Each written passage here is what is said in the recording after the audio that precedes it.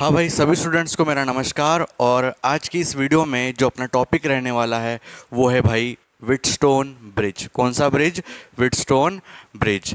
ठीक है, Wheatstone bridge को जानने से पहले आपको KCL, KVL, Kirchhoff first law, Kirchhoff second law, ठीक है, वो आना चाहिए। उसको अच्छे से अप्लाई करते आना चाहिए।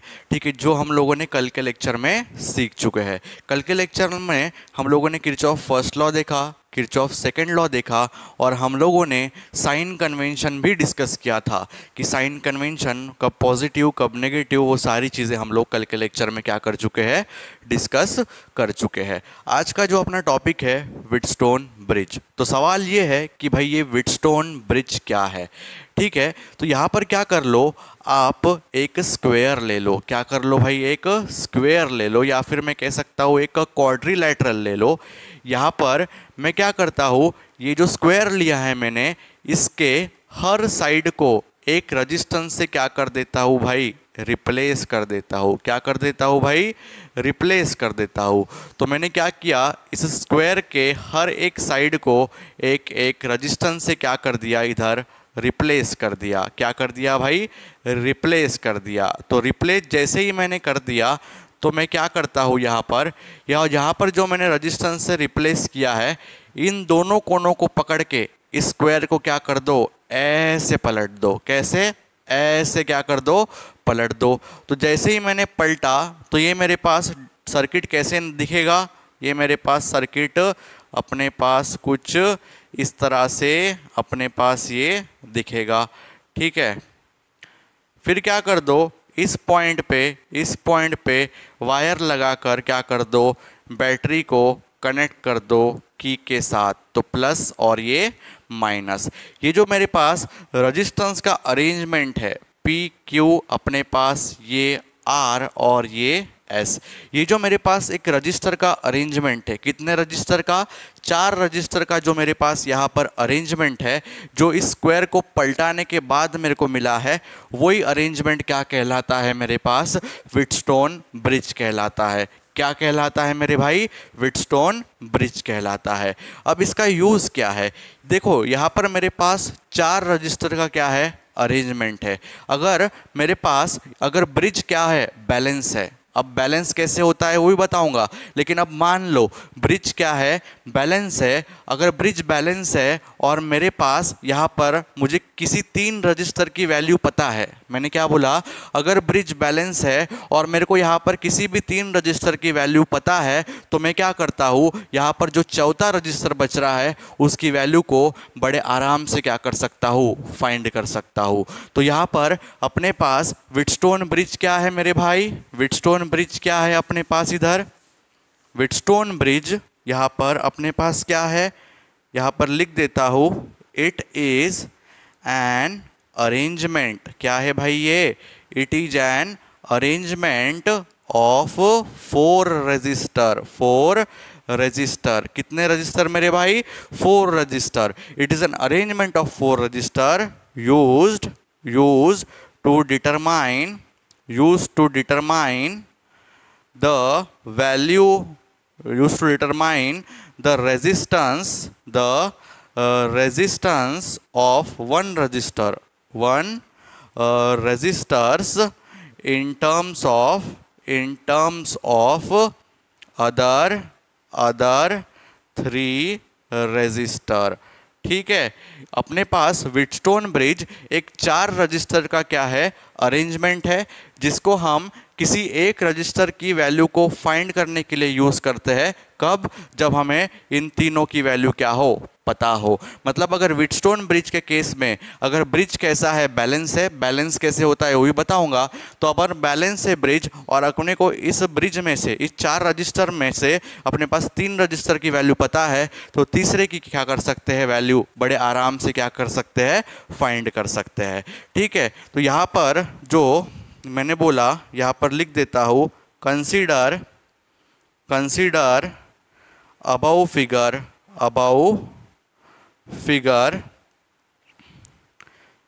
या फिर बोल सकते हैं consider above arrangement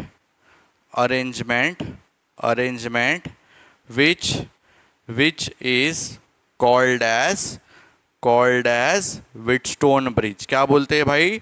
Wheatstone bridge बोलते हैं। छोटे क्या बोलते हैं? व्हीटस्टोन ब्रिज बोलते हैं। ठीक है।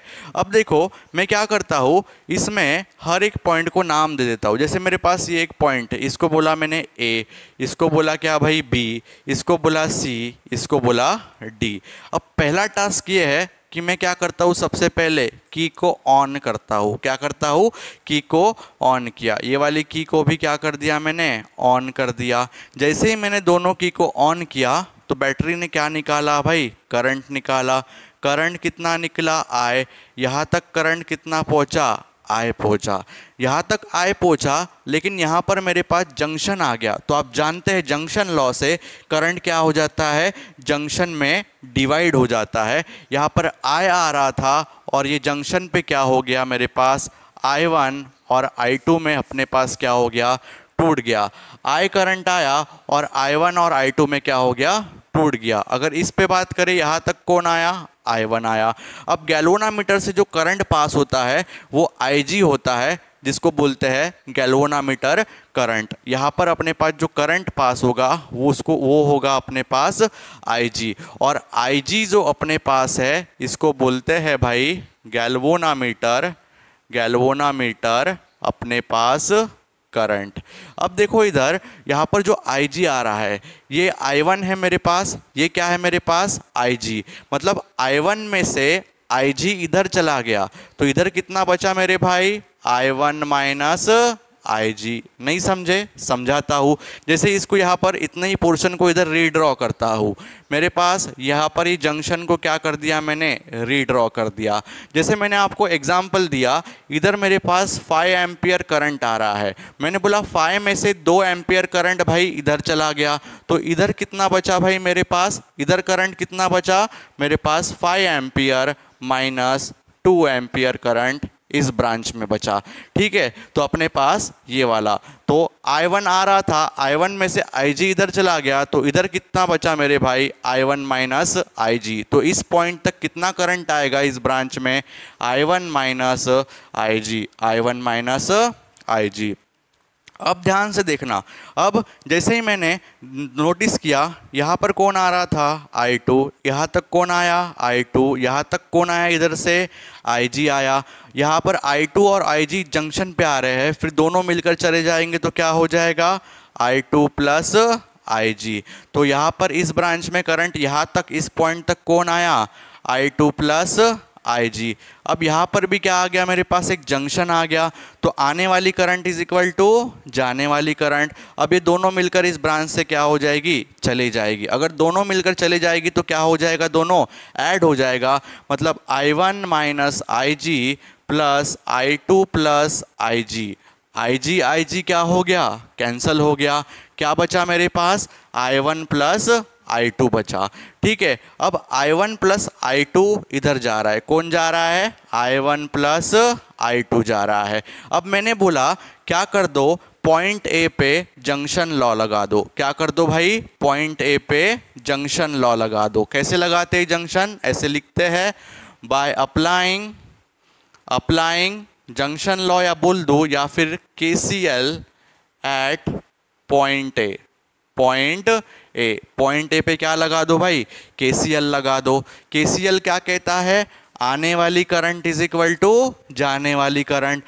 करंट कौन सी रही है इस पॉइंट पर? I। जा कौन रही है? I1 plus I2। आने वाली करंट इज इक्वल टू भाई जाने वाली करंट। मतलब I1 प्लस I2 क्या है? I है। तो हम क्या कर सकते हैं, इधर I1 प्लस I2 की जगह क्या लिख सकते हैं? I लिख सकते हैं।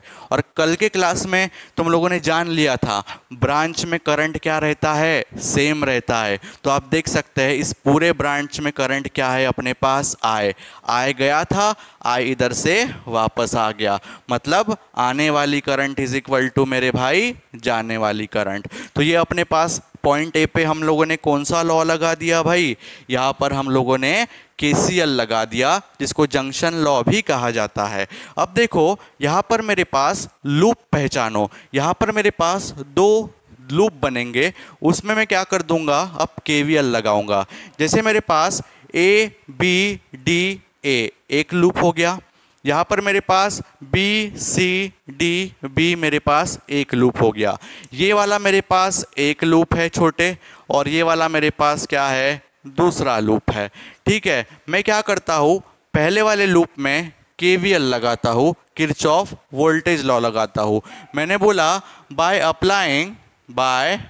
अप्लाइंग यहाँ पर Kirchhoff voltage law in loop, कौन सा लूप, बी डी, यहाँ से शुरू करता हूँ, ए बी डी ए, कौन सा, ए बी डी ए, इसमें क्या करता हूँ, कौन सा लॉ लगाता हूँ मैं, किरचॉफ वोल्टेज लॉ। अब आप जानते हैं आपको ध्यान किस पे देना है, ट्रेसिंग की डायरेक्शन और करंट की डायरेक्शन पे।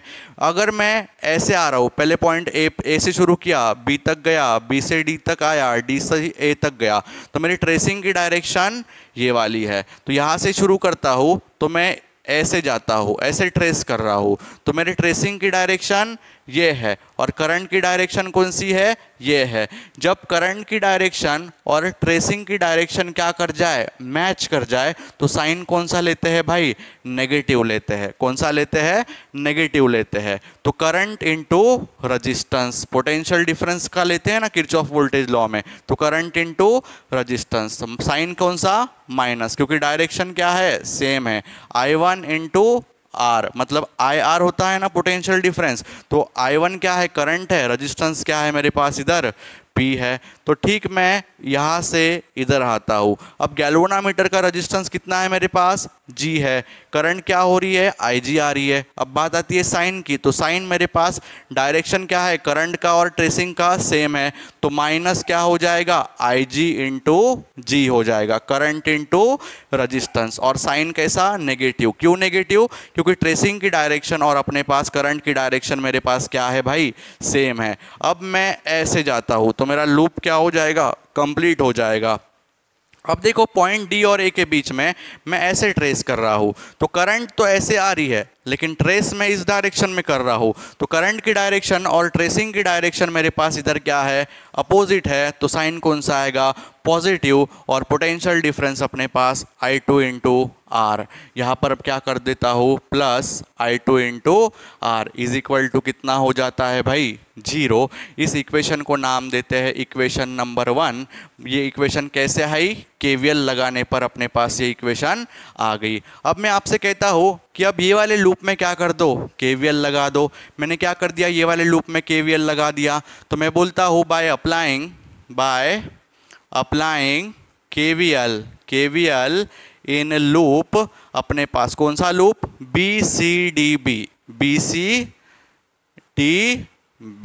BCD में क्या कर दो, केवीएल लगा दो। तो मैं जैसे ही केवीएल लगाना शुरू करता हूँ तो आपको पता है मेरी ट्रेसिंग की डायरेक्शन भाई ये वाली है, और करंट की डायरेक्शन भी ये वाली है। तो करंट की डायरेक्शन और ट्रेसिंग की डायरेक्शन मैच कर गई, तो मेरे पास यहाँ पर साइन कौन सा आएगा, नेगेटिव। और potential difference current into resistance, current कितना है, I1 माइनस IG, और रेजिस्टेंस कितना है मेरे पास भाई, Q है। अब देखो यहाँ पर देखते हैं, यहाँ पर मैं ट्रेसिंग की डायरेक्शन ये है, करंट की डायरेक्शन ये है। अब दोनों डायरेक्शन क्या हो गई, अपोजिट। करंट की डायरेक्शन इधर है, ट्रेसिंग की डायरेक्शन ये है, तो आएगा कौन, माइनस। और अपने पास potential difference current into resistance, यहाँ पर I2 प्लस मेरे भाई क्या, IG। अब देखो यहाँ पर अपोजिट डायरेक्शन है, तो कौन आएगा, पॉजिटिव। अब देख सकते इधर ट्रेस कर रहा हूँ ना, तो यहाँ पर करंट की डायरेक्शन ये है और ट्रेसिंग की डायरेक्शन ये है, अपोजिट डायरेक्शन है, तो साइन कौन सा लेते हैं भाई, पॉजिटिव लेते हैं। कल हम लोगों ने सीख चुके हैं। अब यहाँ पर अपने पास करंट इनटू रेजिस्टेंस क्या है, S है। अब मैं इस साइड क्या करता हूँ, ट्रेस करता हूँ। करंट ऐसे आ रहा है, ट्रेस ऐसे कर रहा हूँ, तो करंट और ट्रेसिंग की डायरेक्शन क्या हो गई, अपोजिट हो गई। तो मेरे पास यहाँ पर क्या करेंगे, पॉजिटिव साइन लगाएंगे। गैल्वेनोमीटर का रेजिस्टेंस कितना है, G, करंट I, तो पोटेंशियल क्या हो, डिफरेंस कितना हो जाएगा अपने पास, IG into G is equal to कितना हो गया, ये 0। इक्वेशन नंबर कितना हो गया भाई, ये 2 हो गया। अब आपने देखा था कि मैंने शुरुआत में क्या किया था, दोनों की को ऑन किया था, और आपने देखा था मैंने यहाँ पर K2 की को भी क्या किया था, प्रेस करके ऑन कर दिया था। तो जैसे ही मैंने K2 की को क्या किया, प्रेस किया, ऑन किया, तो मैंने देखा कि गैल्वेनोमीटर में कोई भी डिफ्लेक्शन शो नहीं हो रहा है। गैल्वेनोमीटर में कोई भी डिफ्लेक्शन अपने पास क्या नहीं हो रहा, शो नहीं हो रहा, क्योंकि अपने पास यहाँ पर गैल्वेनोमीटर से कोई डिफ्लेक्शन शो नहीं हो रहा। इसका मतलब गैल्वेनोमीटर से कोई भी करंट अपने पास क्या नहीं हो रही है भाई, पास नहीं हो रही है। तो इसका मतलब अपने पास ये दोनों पॉइंट कैसे है, सेम पोटेंशियल पे है। ठीक है, फिर से रिपीट करता हूँ, मैंने इन रजिस्टर की वैल्यू कुछ इस तरह से ले ली है कि अपने पास यहाँ पर गैल्वेनोमीटर से कोई भी करंट पास नहीं हो रही है। इसका मतलब दोनों पॉइंट कैसे है, सेम पोटेंशियल है। मैंने बोला ऑन प्रेसिंग अपने पास ऑन, यहाँ पर ऑन प्रेसिंग यहाँ पर की K2 गैल्वेनोमीटर अपने पास डज नॉट यहाँ पर does not show any deflection, ठीक है, any deflection. Therefore no current passing through galvanometer. गैल्वेना अपने पास मीटर, गैल्वेनोमीटर से कोई भी करंट पास नहीं हो रही है। ठीक है, इसका मतलब अपने पास Ig इज इक्वल टू क्या है, जीरो है। देयरफॉर Ig क्या है, जीरो है। गैल्वेनोमीटर से करंट पास नहीं हो रहे, डिफ्लेक्शन शो नहीं कर रहा है, मतलब Ig इज इक्वल टू क्या है, जीरो है। Ig is equal to zero क्यों है, क्योंकि जब दोनों सेम पोटेंशियल पे होंगे तभी करंट पास नहीं होगी। तो अपने पास B and D are at same potential. इसका मतलब VA या फिर VB is equal to VD, दोनों कैसे है भाई, सेम पोटेंशियल पे है, इसलिए करंट की वैल्यू क्या है गैल्वेनोमीटर से, जीरो है। ठीक है, तो यहाँ पर मैं क्या करता हूँ, यहाँ पर जो Ig is equal to zero है, ये मैंने बोला put Ig is equal to zero in equation 1 and 2। Ig is equal to zero put करो, कहाँ पे, इक्वेशन 1 एंड 2 में। मैंने इक्वेशन 1 में पहले क्या कर दिया, Ig is equal to zero put किया। तो जैसे ही मैंने Ig is equal to zero put किया, ये पूरा क्या हो गया, जीरो हो गया। बचा क्या मेरे पास, I1P प्लस कितना बचा, I2R is equal to zero. अब इधर ये नेगेटिव है, इधर जाएगा तो क्या हो जाएगा भाई, पॉजिटिव हो जाएगा। तो यहाँ पर I2R is equal to I1 क्या बचा, P बचा, और इसको मैं क्या बोल देता हूँ, I1P। इसको क्या बोलता हूँ, इक्वेशन नंबर 3 बोल देता हूँ। क्या बोला मैंने, इक्वेशन नंबर 3 बोला। अब देखो यहाँ पर मैं यही Ig is equal to zero equation number 2 में पुट करता हूँ।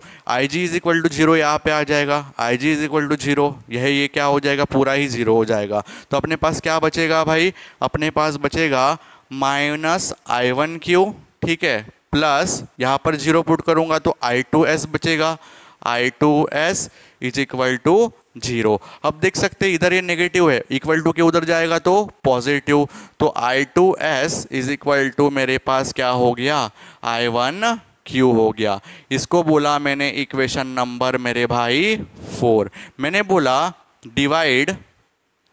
डिवाइड इक्वेशन अपने पास 3 एंड 4, इक्वेशन 3 एंड 4 को क्या कर दो भाई, डिवाइड कर दो। क्या कर दो, डिवाइड कर दो। तो डिवाइड करने के बाद क्या मिलेगा भाई मेरे को, इधर यहाँ पर जैसे मेरे पास ये equation number I2R is equal to मैंने बोला I1P, यहाँ पर दोनों को डिवाइड कर दिया। इक्वेशन कौन सी है, 3 है, मैंने इसको डिवाइड किया इक्वेशन किससे, 4 से।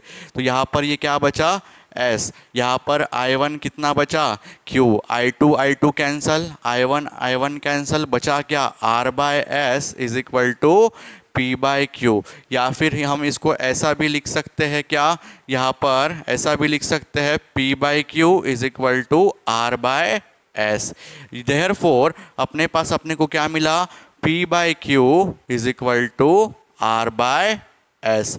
ये जो यहाँ पर कंडीशन मिली, this is the condition for balance Wheatstone bridge. यहाँ पर मैंने बोलता हूँ this above equation is condition